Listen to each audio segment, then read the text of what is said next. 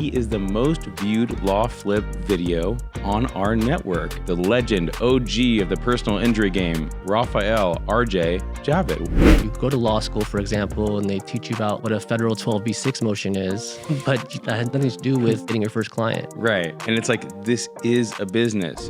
The percentage of the referral fee doesn't matter. It's building the relationship that matters. I never want to lose a referring attorney because of the percentages. Sure. I'd rather build the relationship and do like a bad fee split just to get that attorney through the door and build a relationship.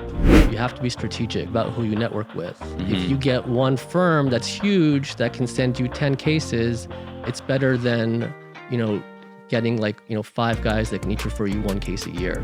If you can do your ideal advertising marketing, what would it be? I think this is a perfect example of what marketing is. Why do you like this? From my perspective, the simpler the message, the better.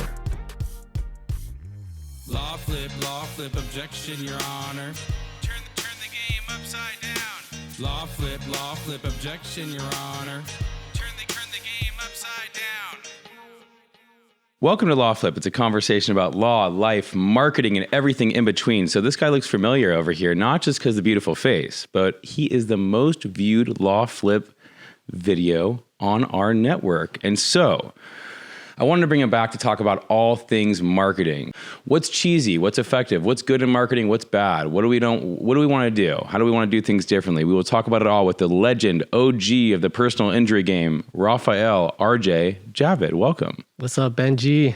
Okay, so don't forget to follow us everywhere on social media at LawFlip and subscribe and call us at 1-833-LawFlip. Okay, so what we wanted to do was, look, as attorneys, sort of as this legacy business, marketing and advertising has kind of been frowned upon. It's been this weird balancing act, but let's not pretend like we don't have to figure out ways to generate new clients and new business. So RJ, give me a little bit of background on what your thoughts are just in general on marketing.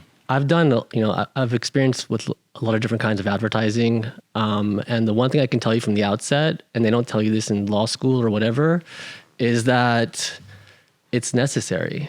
And not only that, but a lot of people have a fear of advertising because they think they're going to invest the money into the advertising and lose all the money and it's going to be all for nothing. Should we disappear? And the one thing I can tell you from my experience with advertising is that you never end up losing all your money. From my experience, you always either make your money back or you do really well. Sure. So if anyone has a reluctance to make that jump, that's something that they should consider. Yeah, and there's so many different types of marketing and advertising. There's networking, there's paid advertising, there's organic posting on social media, there's meeting people, there's providing value. What have been the things that you think are the most effective? Well, it all depends on what you're trying to do. If you're trying to create a volume practice, then it makes sense to do paid advertising or lead generation or things like that.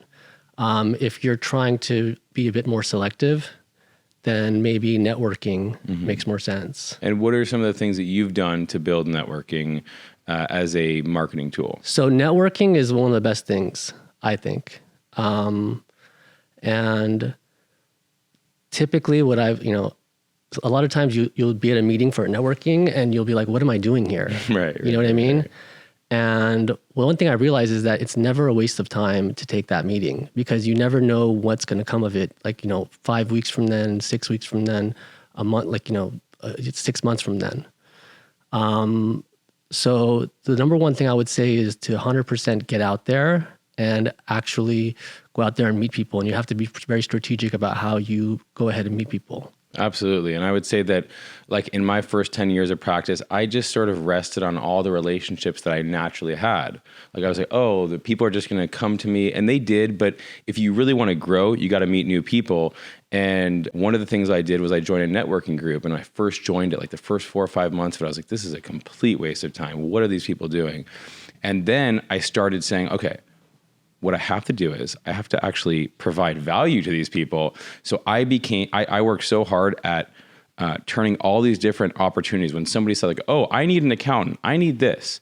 Instead of just ignoring it because it wasn't I need this type of attorney, I was like, okay, let me connect you with the accountant in my group. And so after a couple months, I was the MVP and rookie of the year of my little group because I referred out the most business. I gave the most, and then eventually it came around. And I did it with the intention of just providing value, and it came back. And so I'm assuming you've had that same type of experience. I have a similar philosophy. One of the ways that I network is I try to help people as much as possible, and I've helped people like grow their offices from small offices to big offices and so forth. And a lot of times when you help them, they come back to you to work with you. Mm-hmm. So I've always found it beneficial to help people as much as possible. Yeah. And then when it comes to taking risks, right? We've all seen the lawyers that we know, the standard way of doing it, whether you're a real estate agent, whether you're a lawyer, house just sold. Verdict just obtained, settlement just obtained.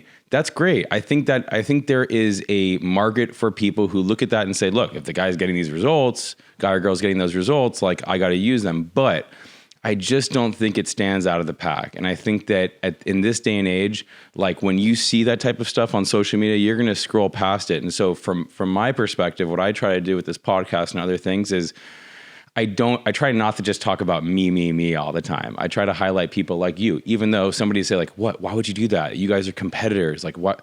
Cause it's not like that. It's just not like that. If people vibe with RJ, they're going to find an RJ. If they vibe with me, they're going to come to me. And I just think that, this providing value goes into your marketing as well. When you say I got a $10 million verdict, there's not that much value that's getting provided to the person that's on the receiving end of it. So I'm curious what your thoughts are on that. Well, the number one thing I would say is that if you're young and you're marketing, that you have to think outside the box. And following the template that you've seen people do before you is not necessarily going to get you anywhere. From my experience, the more risk you take, the more reward you get. Yeah. So you can like copy someone else's advertising and you might get like a one-on-one return on your investment, or you can do something like this where you put yourself out there. And I'm sure at first when you did this, people were like, what's he doing? Mm-hmm. They definitely did. They did, yeah, right? For sure. And the funniest thing about that is like as you've seen, we film for like an hour, less than an hour, right? And then, but what happens is we have our guy Arion who basically takes the video, repurposes it, puts on different aspects of social media, use it for marketing, advertising.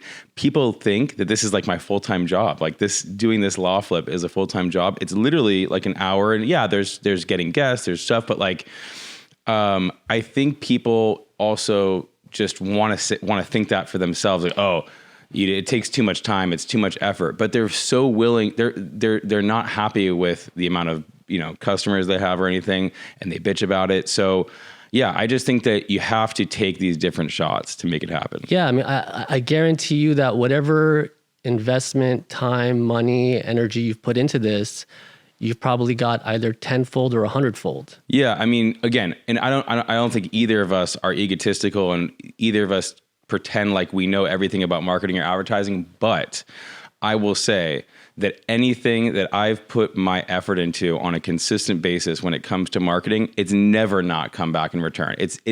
And sometimes it's not necessarily in dollars. In the case of Law Flip, thankfully, I've gotten some amazing opportunities and dollars in response. But even if I didn't, even if it was just the other opportunities that I've received, it's been incredible. And you just don't know what those other opportunities lead to. And so I couldn't agree more. What do you think about social media? What's your take? Because right now you're on this very you're basically posting like these quotes, inspirational, sometimes like obscure. What's your mentality around social media and how you want to build your presence there? I'm actually not marketing myself right now. I'm trying to kind of build organically, and I have marketing materials, and believe it or not, I even have marketing materials that go into like 2021 and 2022 that I've already shot and are in production and all that. But I'm kind of reluctant to put them out because I kind of am enjoying my time off and trying to grow organically. But like right now, my philosophy is kind of like, when it's time to market myself, I want to somehow market myself as, an excellent attorney without actually talking about money. And I'm trying to figure out an algorithm that makes sense where you can communicate to the customer that like you're getting the best quality service and experience and all of that without throwing up like, how many millions and billions and this and that. But what if you just talked about, like complex legal issues and try to dumb them down? And maybe took examples of current events, like let's say something that's in the news this week, and show that you're able to analyze and digest it for the average person. Everybody knows a jury is average people, and so they could see that you could take complex topics and sort of dumb it down. Yeah, I think that especially for attorney advertising, some of the numbers that go with the advertising has kind of become a turnoff for a lot of people. And it works, but at the same time, I don't know if it necessarily makes you feel good when you're that guy. Yeah, for sure. Always talking about like, millions and billions and things like that. Most people that are not lawyers that I get feedback from when they see, X person posting that I just got this settlement, they just are turned off by it. They're sickened by it. They just, and so then there's also the idea of like, yes, it is a business, but like at a certain point you want to feel like there's some integrity and you're feeling like you're not just, putting numbers behind victims of accidents and workplace incidents. If you think about it, like, companies like Nike and Apple, these are huge companies and they have a huge market and they have huge revenue sources. But in their advertising, they're not saying we brought in 4.8 billion this year. Right. You know what I mean? They just have the And they also don't even necessarily just obsess over their particular shoe. It's really about messaging. It's really about like, what is our company about? For instance, with Nike, they took a very risky shot with like Colin Kaepernick and just talked about how, diversity and all that stuff. Whatever you think about it politically, it was a huge shot. It had nothing to do with shoes. It was just a message, and their stock exploded with it. Correct. And then what's interesting, I take it back to somebody we kind of both know, the Hundreds. It's a streetwear company. It's one of the things that kind of inspired me to do the show, which is Bobby Hundreds. For those of you who don't know, it's a streetwear company. We know, I know Ben Hundreds and Bobby Hundreds, and I grew up around them. And when they started their company, streetwear company, back in 2004, Bobby put out this blog, and I would obsessively read it over and over and over again. And one of the things that I noticed was that he never talked about, his own brand. It was always about like, what's the coolest cafe? What's the coolest piece of artwork? And then he would even talk about his competitors. He would say like, the hottest t-shirt in streetwear right now is across the street at blank and blank. And I would say, what the hell is this guy doing? I don't get it. Why doesn't he promote his own brand? Fast forward, you find out he had like 1 million unique visitors a month to his blog, and he became one of the biggest OGs in the game, and they did really well, and they sold a lot of clothes. And I just think like, that's more me. I just can't sit there and talk about myself all day. I think that, nobody wants to hear you talk about how great you are. They'd like to see you show how great you are, but nobody wants to hear about that. Right. And like, you see like, from my perspective, the simpler the message, the better. And you came from, like, you built up, let's just give you sort of like the people some idea of your credentials. You were part of one of the largest scale personal injury firms built in Los Angeles. And you guys, it wasn't, there was a lot of mill style firms that just focused on bringing the business and then referring it out. You guys actually created a real law firm with real lawyers, real trial results. So you have the experience of advertising on a large scale. And I think what people don't also understand is that when you do that, you have to be ready to build the whole operation. A lot of people ask me like, they want to grow their practices and they say, how am I going to build my practice? And what do you think the best thing to do? Should I put the money into marketing, or should I get a software so I can build out and things like that? And the number one thing I would tell people is that you first have to get the cases before you worry about the infrastructure. Right. So the most important thing is marketing and getting yourself in the door. And then once you have the caseload, Then if you run into issues with like, you know, staffing and things like that, operations, you can deal with it as it comes. Yeah. But if you don't have the cases, you're not going to That's deal a with good it. point. You're not going to deal with the this operations. amazing operation to not have any business. Yeah. Okay. And then, okay. So a lot of people, you know, have varying opinions about buying leads. So I'll tell you my personal opinion on it. When I like the old school lawyer I thought it was gross. How do you buy leads? How do you pay for advertising and just like, you know, basically turn it into a cost per lead? And then I tried it. And, you know, we basically were able to obtain leads from across the state of California for employment cases.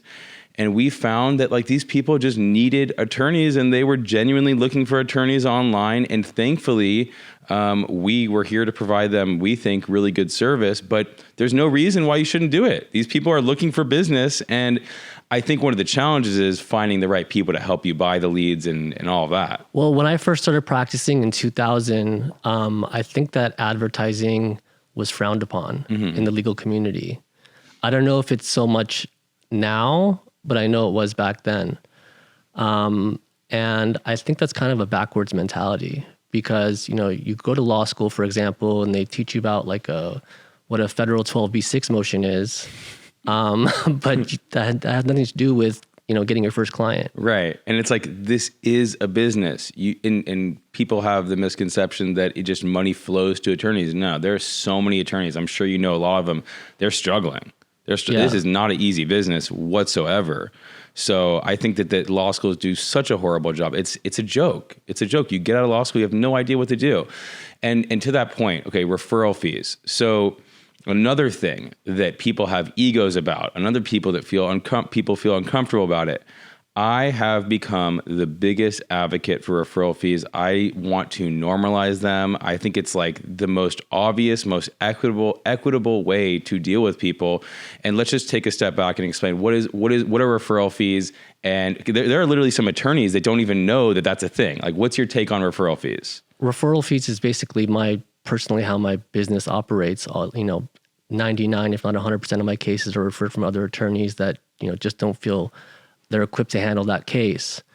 And, you know, a lot of times people get hung up with percentages. And, you know, it really depends on what stage of your career you're at.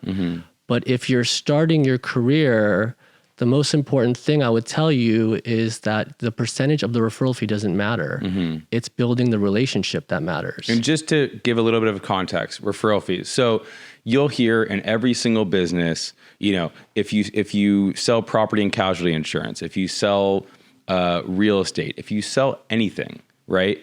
Let's say somebody brings you a deal. It's very common in the industry. You give them a percentage. In law, you have to be a licensed attorney to share in attorney fees. So if somebody sends me a case and they're my buddy and they're an accountant, I cannot give them a penny of the fee that comes out of it. But if they're an attorney, any type of attorney, it is sanctioned by the California government, by the California bar, that I could share an attorney a fee with them. And all that has to happen is my firm has to sign the fee agreement. The attorney who's getting the fee agreement the attorney who's getting the referral fee has to sign it.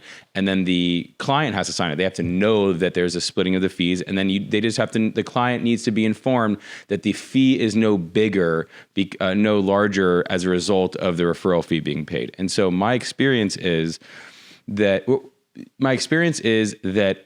I'm able to generate more business because people are like, hey, I get to get a referral fee for setting this out. But it's also that it incentivizes people to put more effort into finding the right home for a case. Whereas like if we're all busy and we can't, how much time are we going to spend on trying to find the right case for a field of law that we don't do? I think that's why the California bar encourages it. Yeah, I think that when you network, the whole point is to, you know, get the referral fee and build a relationship from there.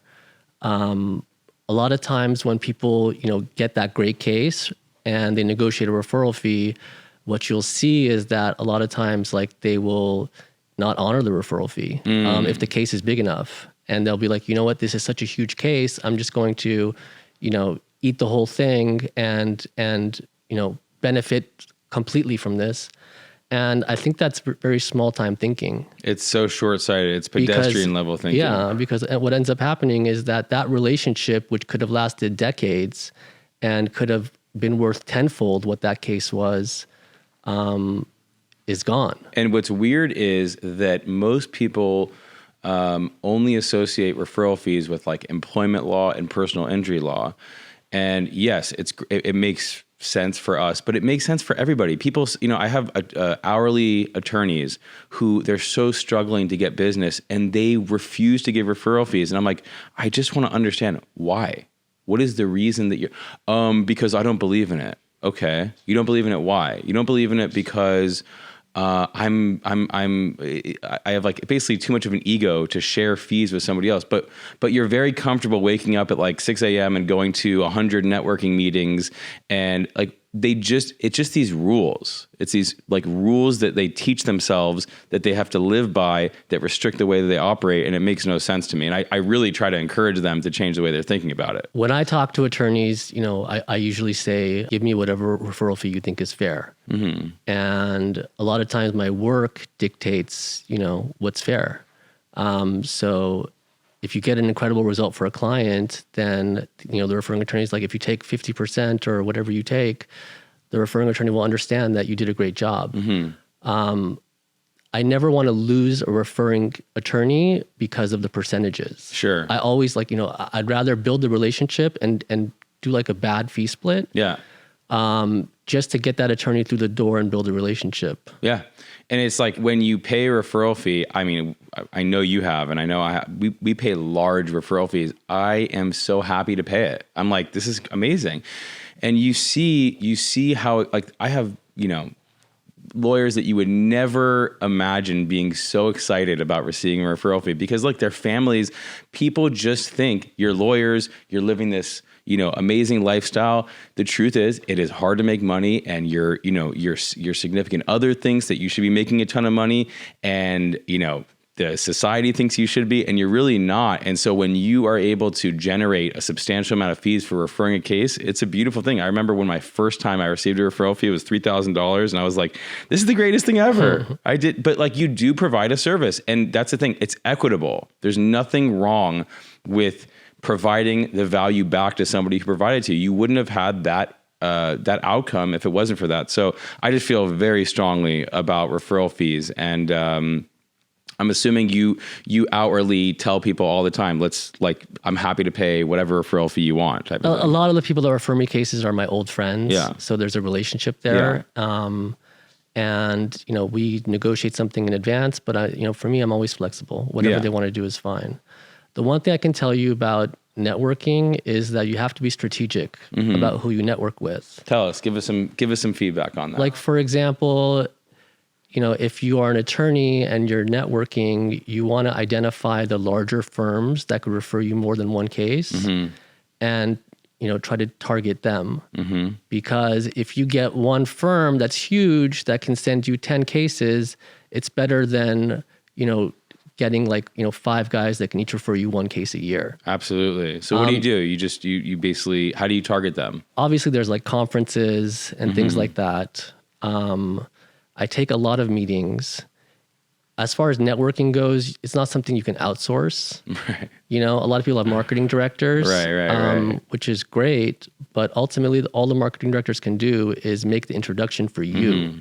And if you yourself don't sit there at that meeting and make sure that the other side knows that you're personally responsible and that you're personally on top of it and that they have access to you, it's not going to go anywhere. Yeah, marketing, it's such an interesting thing because, even this discussion, it's outside the box. Talking about marketing, it's hopefully we provide value to young and up-and-coming lawyers to know that they just don't have to operate in, one of the things about being a lawyer is that you're going to basically be stuck being an employee forever if you don't find a way to get your own business. And so, look, when you're starting out, you're not going to have money to go buy ads and push a lot of marketing. But there's nothing that could stop you from building an Excel spreadsheet with all the people in your law school class, all the people that you meet, send out an email, provide some value about what type of law you want to go into. And there's a hustle to it. There's a dedication to it that if if you don't focus on it, you're just never going to do it. You're just going to focus on whatever case you have in front of you, and you're not going to focus on building a business. And one of the things about marketing is you're like, well, it's treating it too much like a business. It's treating treating the law game just too much like a business. It's a bad move because it just looks like you're not professional. But just like you said, Nike, all these other companies, they operate as a business. They market, they advertise. They need to know where their next client is coming from. I think the key is you have to market yourself in a way that you're comfortable. Mm-hmm. Like, for example, if you're not one of those guys that likes to boast about how big your settlements are, and then you're not going to feel comfortable taking out advertising and putting up $10-15 million settlements or verdicts or whatever. If you can do your ideal advertising marketing, what would it be? I'm really trying to figure out a way to, at some point, when I have a bunch of cases, and I'm sure in 2021 and 22 things will start getting rolling, and I'm really grappling with how I'm going to advertise my results without necessarily talking about the amount of the settlements or verdicts or whatever. Any ideas yet? I have a couple ideas. It's nothing set in stone. It's really like it's a complex thing to figure out. But I just want to create something that I'm completely comfortable with, that I don't look at myself on a billboard and say, I don't like what I see. Yeah. I don't think I can go the billboard route. What about you? To each their own. Yeah. No, I know. I don't think there's anything wrong with it inherently. I just, like you said, I don't think that I personally can do it. But who knows? Next week you'll see billboards of me across town. Yeah. I mean, listen, if you're a volume guy, then billboards are great. Sure. If you're someone that's a little bit more targeted, then may not make sense for you. Yeah, absolutely. I'm trying to think, any other types of advertising or marketing that you feel makes sense to do? I think this is a perfect example of what marketing is. Why do you like this? Because, you have to think outside the box and you have to take risk. And the bigger the risk you take, the more the reward's going to be. You have an employment practice, you have all, you handle, class actions and things like that. Not once during this, any of the podcasts that I've seen, have you really focused talking about the fact that you guys handle employment, class actions, all that.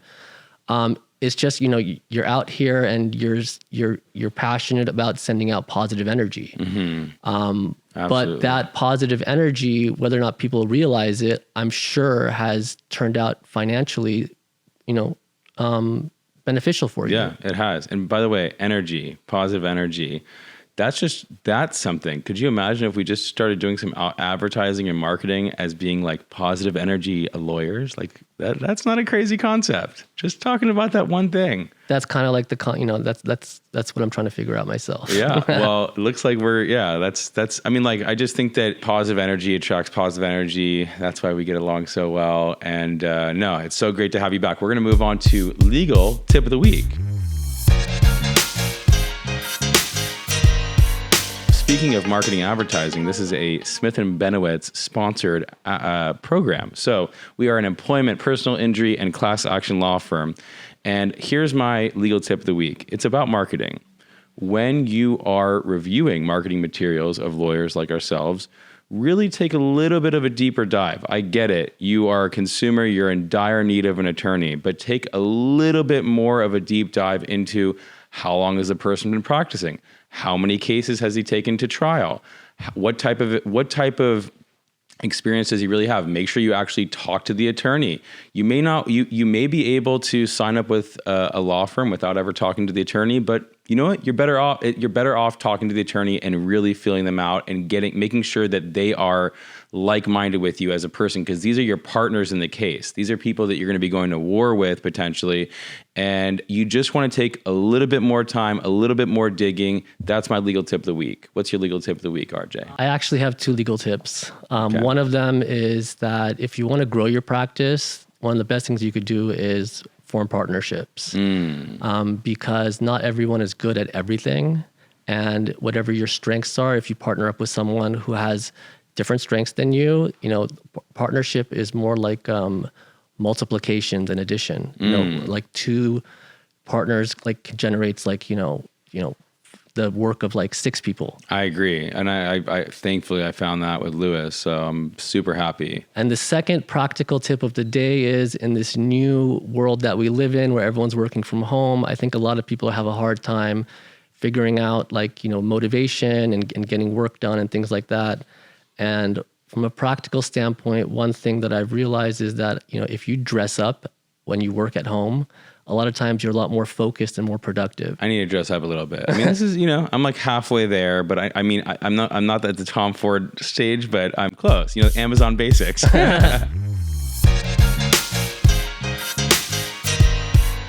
RJ, I'm so happy to have had you on again. We really appreciate it. I think people will get a lot out of this. And any parting words for the Law Flip audience? My thought for the day is live and let live. I love it. Okay, Law Flip audience, thank you so much. We will see you next week. Law flip, objection, Your Honor. Turn the game upside down. Law flip, objection, Your Honor. Turn the game upside down. Okay, so Arian, they're asking where they could find us. So for Law Flip, it's at Law Flip and lawflip.com. For Smith & Benowitz, our law firm, which does personal injury, employment, and class actions, you can find us at Smith Benowitz and smithbenowitz.com. For the personal stuff, like where you're really going to find the juicy stuff, at Benji Smith and benjismith.com.